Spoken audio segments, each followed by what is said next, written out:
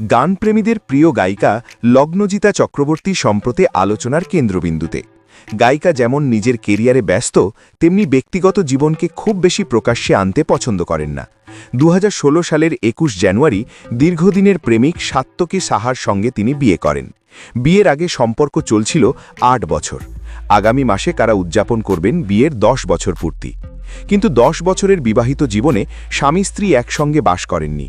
কারণ স্বামী মাল্টিন্যাশনাল কোম্পানির উচ্চপদস্থ কর্মকর্তা এবং কর্মসূত্রে বর্তমানে তামিলনাড়ুতে অবস্থান করছেন। অন্যদিকে লগ্নজিতার গানের কেরিয়ার তাকে নিয়মিত এক শহর থেকে অন্য শহরে ভ্রমণ করতে বাধ্য করছে।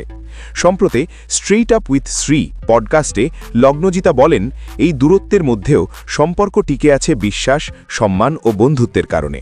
তিনি বলেন, আমরা একসঙ্গে সংসার করি না, কিন্তু মনের দূরত্ব নেই।